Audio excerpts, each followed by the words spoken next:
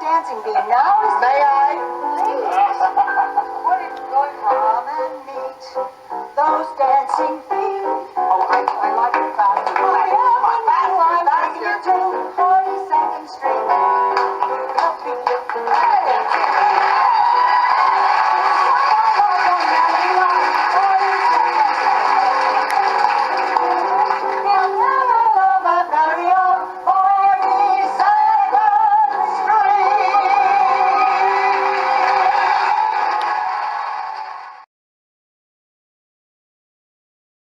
What I love about the four characters, they're so completely different. And if you think we're different on screen, you should see us off screen. We're really different. How are you really different? Well, our interests and our outlooks. Bea and I are the two almost reclusive, unsocial types. Yet you both seem so outgoing. Isn't that funny? Yeah. And Bea is very shy. You'd never think so. I'm shy, but you'd never know it. And with Bea, she seems so strong, and she's a bowl of Jell-O come show night.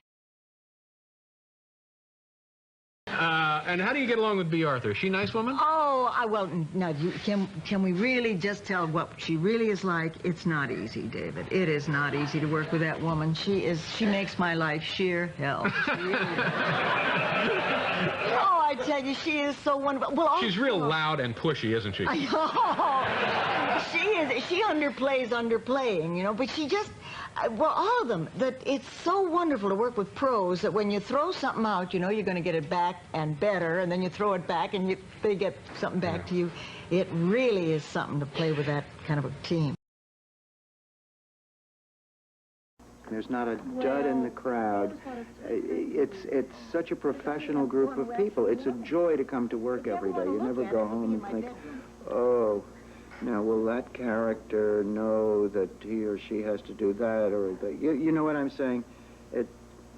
Have I said it properly? Should I? I think so. I don't think it was said too well, but I'm sure if you had time to...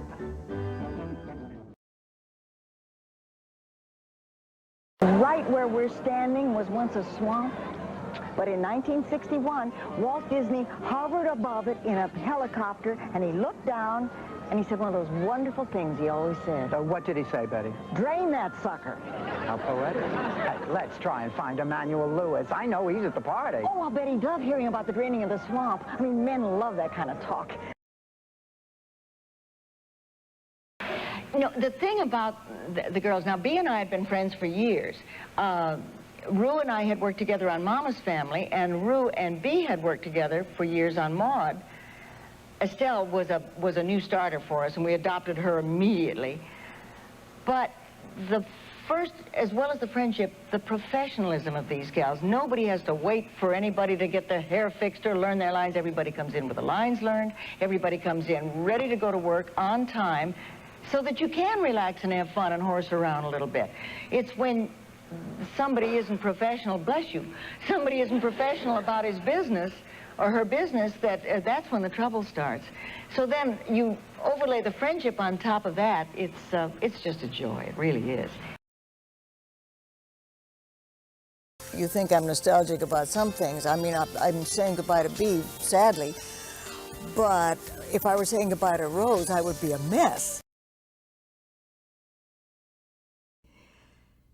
The last couple of years, Bea just decided she didn't want to do situation comedy anymore, and and she was not comfortable. She wasn't happy, and some of the bloom rubbed off a little bit. And I think we ended just a clip early. I think there was a lot of life, but there's no point in it if one isn't happy. Recently, we discovered some hilarious bloopers from the series. What you're about to see has never been broadcast on television. Here's visual evidence of the four of us having way too much fun on the job. Just like when I was a little girl and had a Belgian waffle stand by the side of the road. No. You sold Belgian waffles. You don't know what I sold.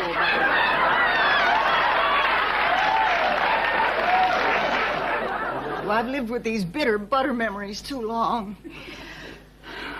As the finale Oh, God, they're recasting.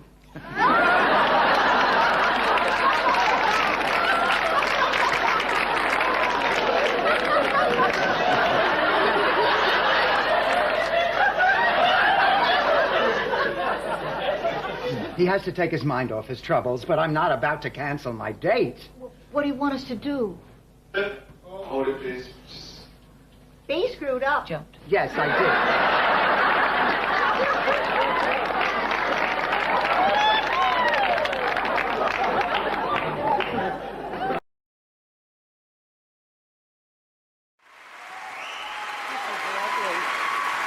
You know what the nicest thing about this entire lovely award is? That we get a chance to see each other again. I think the nicest thing about this gorgeous award is it looks just like my third husband without his arms. Thank you. She's the funny one. Oh, get over here. No, get over here. No.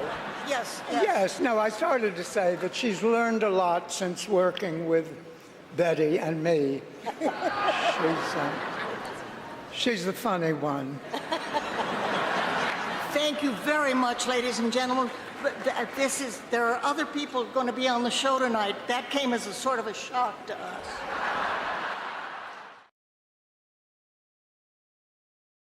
Actress Bea Arthur passed away this weekend from cancer at 86 years old, and in response, one fan posted on the internet what so many people feel.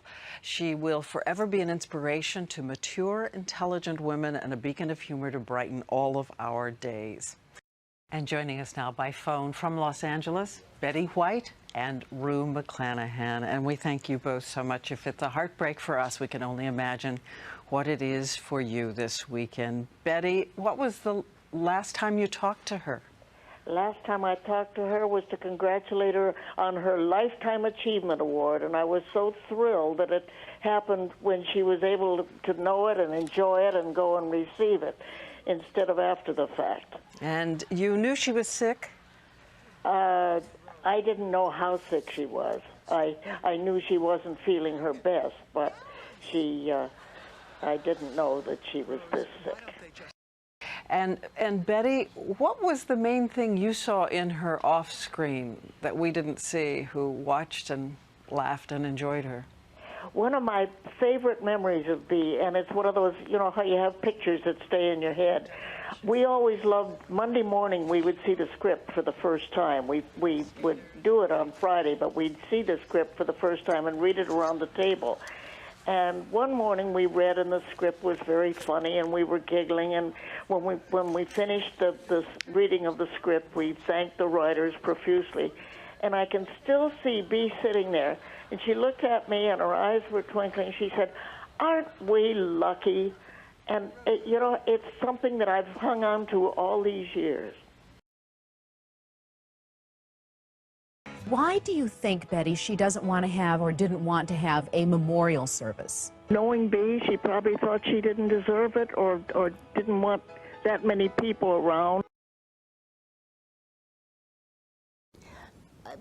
Bea had a reserve, and Bea, I was crazy about Bea, and I admired her work so much, and I loved her. She was not that fond of me. She found me a pain in the neck sometimes because of my... Why didn't she not? Oh, yeah, because my positive attitude. You know, I'm happy all the time, and that made Bea mad sometimes, you know. Sometimes if Bea wasn't happy, she'd be furious. I was happy, she'd be furious. Did you get along with everyone on the Golden Girls? I mean, oh, yes. You did? Oh, yes.